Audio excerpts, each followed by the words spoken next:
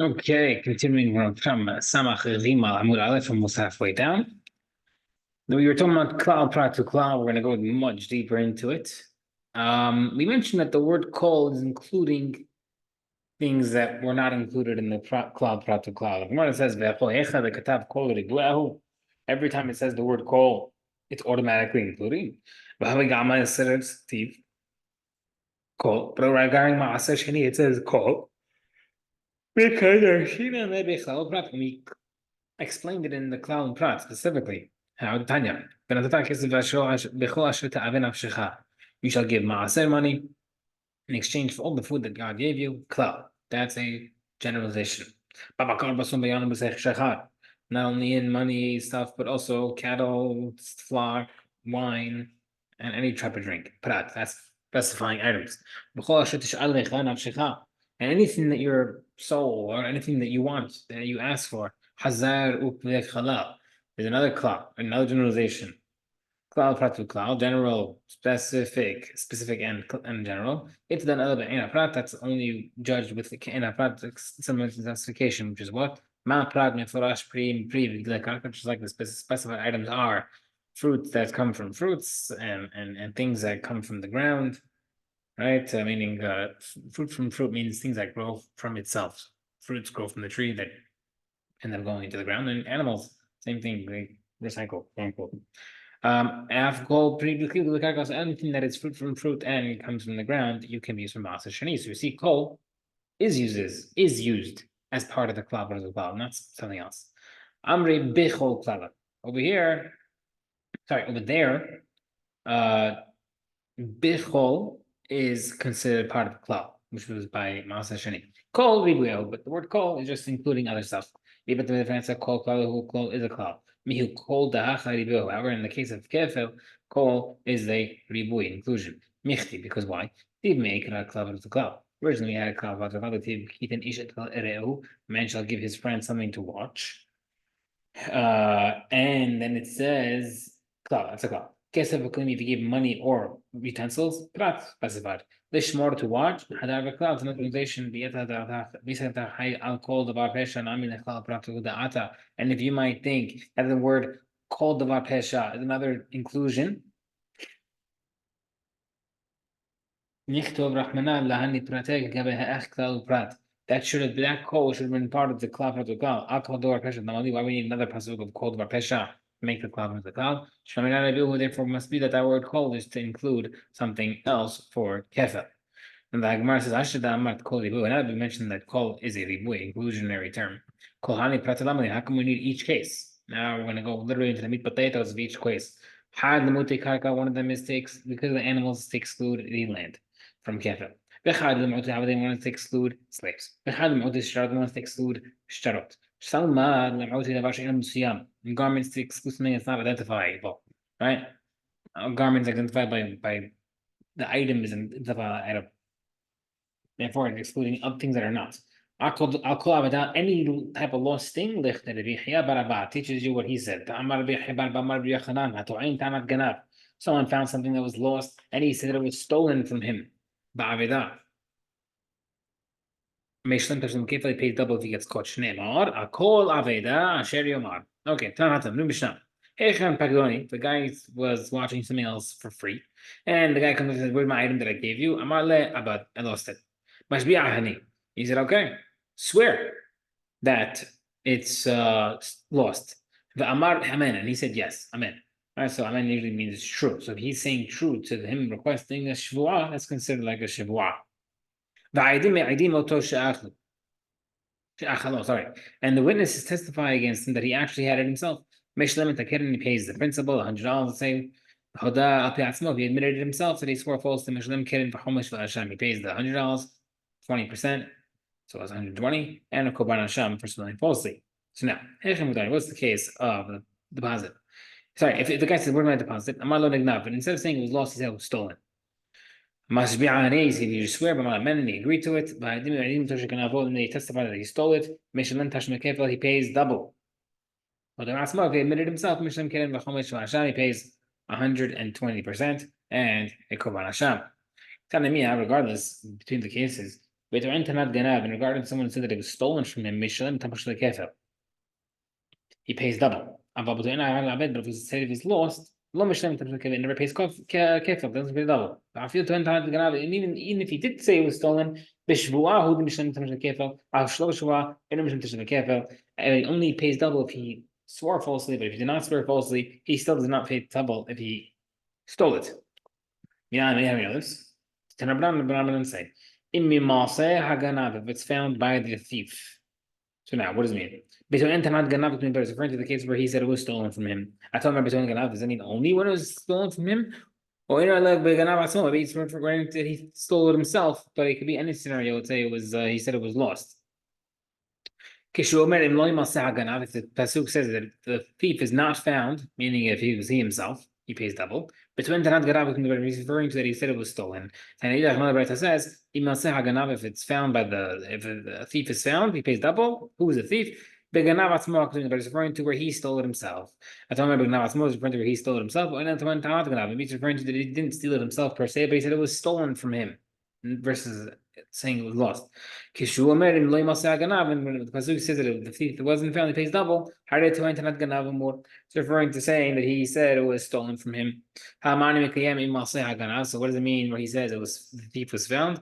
It's referring to where he stole it. Right? So we see from both Braitot, the Kula Ama Mihat, everybody will still agree. The pasuk that says the thief is not found, but it's referring to where the guy said it was stolen from him. How do you know that? When the pasuk says it was not found, it's referring to when it was stolen by him. Referring to where he himself stole it. And then what does it say afterward? Yishalem Shnaim, he pays double. Umanan the Shua, and I don't know you only pay double by only a case of Shua. The time of Nikrav Baal Abayit Ilha Elohim the Shua.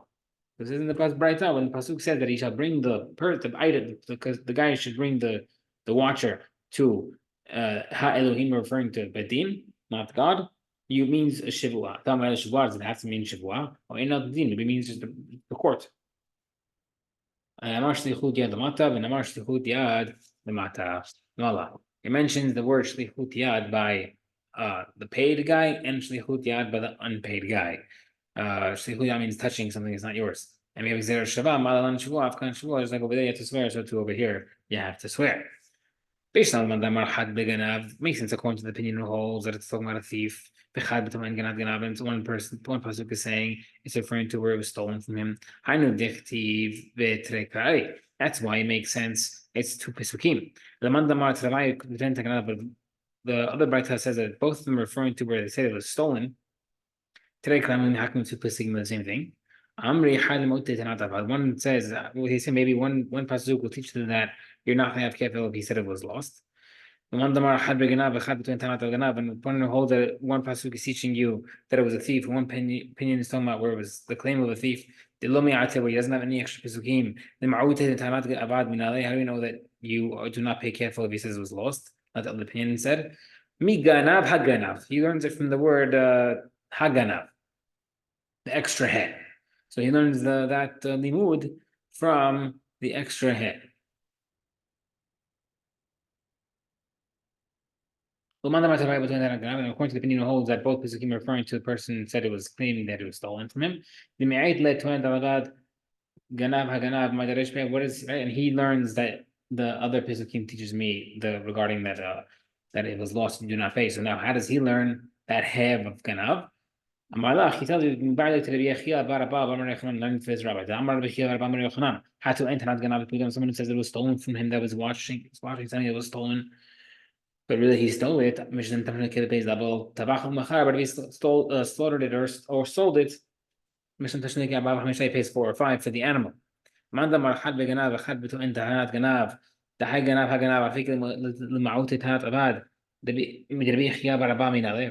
So, according to the other opinion, who held that you have 2 separate pesukim, and he used the half for something else, where does he learn this halacha b'bechia? Amalach hekeshehu ben mishivin hekesh. He said I have a hekesh between the other cases, and you can't ask a question on hekesh, right? So sometimes you have a kavah chomer, you can knock off a kavah chomer by saying it doesn't fit. But by a hekesh, when the pesukim are near each other and you could combine the halachot, there's no disputing the hekesh. Okay. Amalach, sorry, Bishlam Amar had Beganav had the Internet Ganav here, but Shapir. Masons, according to the first other opinion, holds that one's referring to a thief and one's referring to the claim by a thief. That's why it makes perfect sense. And the Mandamar Tevaya, the point of the opinion holds that both Pisukim is referring to when the guy stole it. Ganav Atzmo Minala, how do you know that an actual thief pays kefil if he stole it? Maybe my thing is a kavachomer for someone who just claimed that someone stole from him. So for sure, someone who stole it himself can do it. I can't tell you that because you can't learn a strict law from a lenient law, like we had in the beginning of the Masechet. Dayo, you're doing a kavachomer from one thing to the next. You cannot bring in a stringent law to the lenient law. Because over there you have a shavua, and over here you don't have a shavua, and you can't bring that over. So therefore, you can't tell me he pays kefil. So how do we know a thief pays kefil even without swearing? He learned Yomar shor ugneva b'hakol bechal. The Torah says the ox. If the Torah only would have said the ox and a stolen item, everything else would have been included. Right? Why did the Torah have to say ox, donkey, sheep, and stolen items? Right? He could have just mentioned those things only, right? And it would have been included. If you only wrote ox and stolen item, you might mention only an ox, teach that only korbanot can be, only animals ra'ui for a korban can be brought. Only animals that are able to be kosher animals that are able to be brought on the mizbeach can be have the knas. What do you have to include? Se.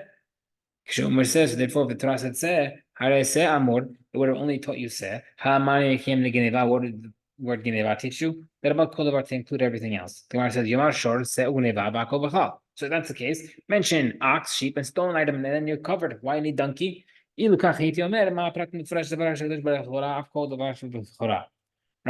says, no, if you only mention that, you might think that you're only including animals that were limited to a bechor, like a hamor. Hamor. Hamor. So now when Torah mentioned hamor, hamor amor, you would need to teach me hamor to include, you need Geneva to teach you hamorim. Hamar can Geneva, so then what would I need Geneva to teach you if I already have the hamor from hamor, literally? Then I will call it to include anything else. Therefore, we needed all items. Gemara says, Yomar shor v'hamor se ugneva v'akol v'chal. Torah should have just mentioned ox, donkey, sheep, and stolen item. Why do you need to tell me that it's alive? The pasuk says hayim. Why mention it's alive? Why says iloka haytimer? If it had written that, ma pratim mufresh b'hayim, maybe it only mentioned live animals. Afkol b'hayim, only living animals. Ma yesh lahavi. What would you have to include? Sha'ar b'hayim, to include other living animals. Keshomer hayim. Therefore, it mentions live animals. Hare hayim amor. So it mentions life. Hamare kim genevas. Then why do we need another inclusion of genevas, stolen item? That about kudavar to include everything else. Right. So according to Hizkiah, you needed each part of the pasuk to teach you the separate items, and he would hold from here, from the Hekesh, this source that you have kefil according even for a regular thief and the watchers.